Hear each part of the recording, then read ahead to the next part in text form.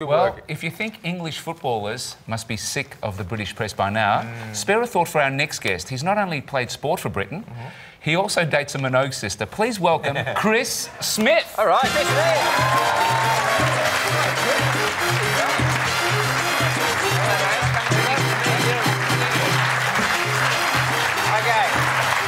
Okay. So you are an official Englishman. Let the onslaught begin. Now, can I say, firstly, congratulations for coming out in public, the first official Englishman to come out in public and face the music. So well done to you. Well done. Hey, there we are. They appreciate it. They appreciate it.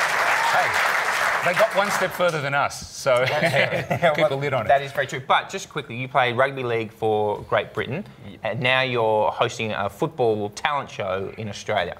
Yep. So is there some talent coming through? Yeah, sure. I mean, there's 16 young kids that have made the cut out of thousands and thousands, and I think the game is just growing and growing week in and week out, and the English contributors in the World Cup can only give that a nosedive if something else. I mean, all right, good. Yeah. Now, what did happen? I mean, there was a lot of promise about the English side, Kris. I mean, they talked up the coach, they did all that kind of stuff. Was it stage fright at the end? I mean, you've played it at that level.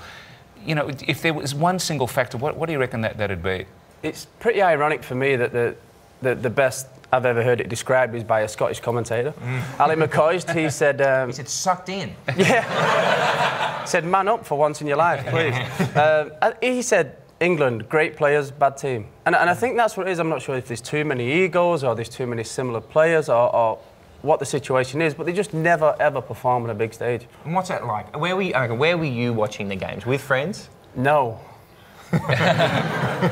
I was the only stupid Englishman in my house. I was actually... Danny promised me she was going to stay up and watch it, and probably 10 minutes before kick-off, she was fast asleep on the couch. So I was left solo, not even a pet dog to help me on. No, that's not fair. Do you yell out or do you internalise when you're watching a game? Oh, no, I'm very vocal. Oh, yeah? Yeah, and we've just bought a new TV, moved into a new house. I've got this big 3D TV, which was great. Fantastic, yeah. Yeah, within 20 minutes, it nearly had a remote control through it. And tell me, when Lampard had that shot and it didn't get allowed, I mean, was that the loudest you got that night? Yeah, I was in the kitchen and the bathroom and the toilet, anywhere, so I didn't wake anybody else up screaming it. Do you think that could have changed the complexion of the game? Yeah, I think you said they would have got beat 4-2, didn't you? He's like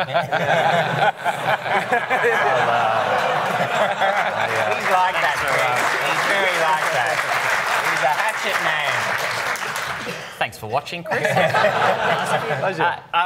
You had to retire early, though, didn't you? And then you went into modelling, which I can understand, because you're gorgeous. That's fine. Is there a question here? We've gone very Joachim Low on the side. How was the transition to have to actually retire so young, though? It was tough, but at the end of the day, it is what it is, and there's whinging and crying. He's not going to do anything about it, so you've just got to suck it up and see what you can get onto next. And the transition between rugby league and modelling was, well, it's as far apart as you ever can imagine, and it's still not easy for me. I'm still not. Really? Still not comfortable? You look pretty comfortable. Yeah. Yeah, you're doing a fine job. Yeah, now, Kris, great liars. I wanted to ask you about the press. The press in England. We know that they're, it's microcosm. They're at you the whole time. I mean, you've had a bit of paparazzi pressure over there yourself. What's it like? I mean, are they going to be camped outside Steven Gerrard's house? Pretty much. I think Steven Gerrard didn't do too bad. He wasn't great, but he wasn't Frank Lampard. So they'll pick on Frank Lampard because he played badly. Yeah, that's who they're after. I think they're going to go for Fabio Capello. I think he's going to get a little bit of a hard time. What about Robert Green? He's sort of been lost in all this, hasn't he? No, you know what I mean? Like the paparazzi has actually moved in to Robert Green's house.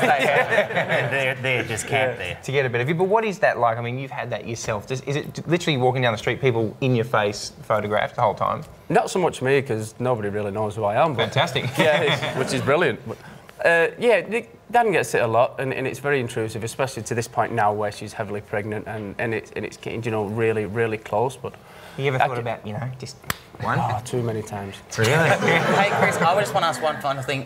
Why do you think, will things be different in 4 years' time within the English team? Because they actually just consistently disappoint. Why would it be different in 4 years' time? I have no idea, but I'm going to sit there with fingers crossed and hope and pray that something miraculous happens within these 4 years. Much like Capello did on that last game. I did want to ask you a question about the technology, because in rugby league you actually have it. You've had the technology for a while, the fourth ref or the video ref, whatever it's called. Were you playing at a time where they didn't have it and they went to it? Yeah. And what did the whole world change for rugby league? Because I mean, Sepp Blatter's very concerned about it. Yeah, I mean, there was very mixed emotions about that. Some people are all for it, some people are well against it, but it's been receptive really, really well, and it's made so many games such a lot more interesting. You know what I mean? All the crowd get behind the video ref, and if he's unsure, he will send it back to the normal ref, who will then make his decision. If it's benefit of the doubt, he'll give it. If he has any doubts that it's not, then it won't be. Kris, thanks so much for coming in to visit us. Would you please thank Kris Smith?